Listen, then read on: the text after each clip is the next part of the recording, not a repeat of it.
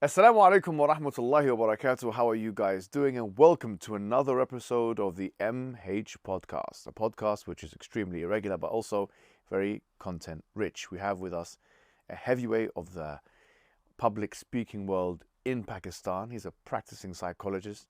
If you are Pakistani, you're likely to know who he is. We're talking about Sahil Adim. How are you? Assalamu alaikum. How are you doing? It's good to see you. MashaAllah. Sahil Adim is an Islamic intellectual and academic. He does have a psychology background and he's engaged with the scriptural work as well and the academic studies in Islamic studies. The first thing I want to ask you, because you're based in Pakistan, and Pakistan is, by number in terms of population, is the second most populated Muslim country in the world, very important geopolitical country. What is the feeling in Pakistan vis-a-vis the Palestine question, in terms of the people that you've interacted with, in terms of the public opinion? Well, public opinion has been unanimously pro Yes.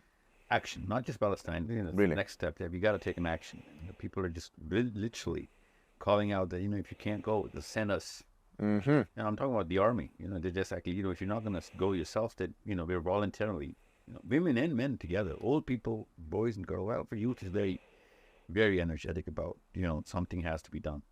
And that's where my concern is, that if you're not going to do something now, this energy is going to die down. You're going to get immune to not doing anything. And this is why I'm actually touring the world, literally, just to sort of make sure that, this sort of a problem, we don't get immune to these sort of problems of not getting to do something about it and still getting used to the fact that, believing ourselves that, we did something, we raised the voice.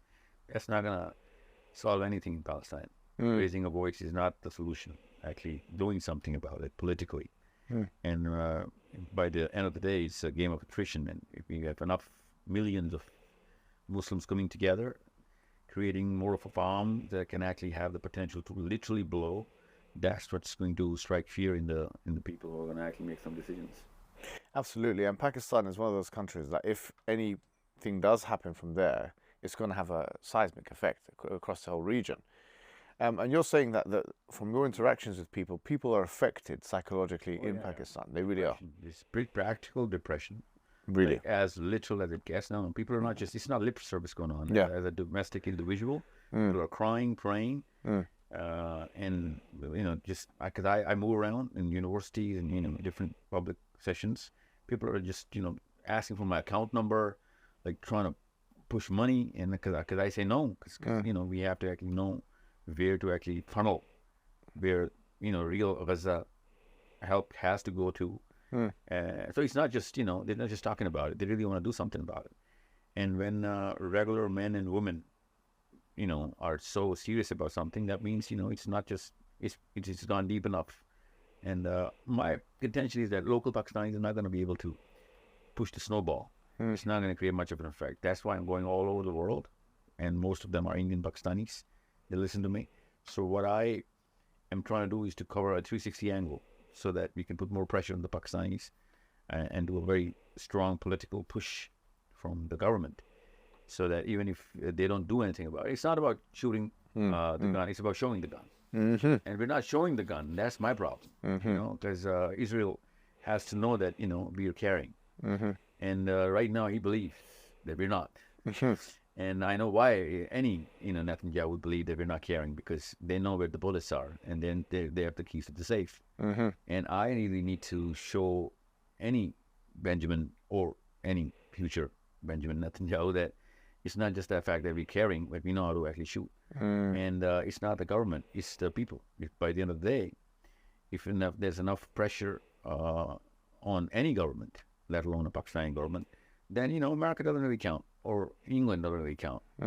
And now I know, UK just hit Yemen, and of course UK and America.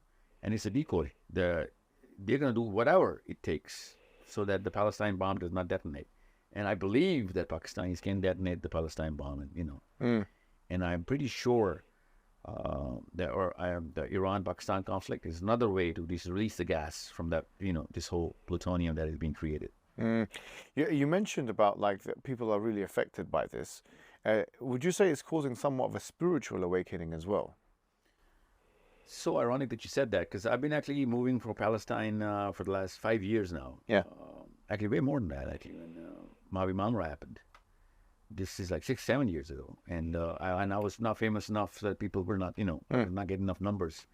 And Pakistan is in an amazing landscape where 20-year-olds and 30-year-olds are, really pumping religious content in their cell phone and YouTube. And this Palestine thing, as ironic as these words would sound, could not have come at a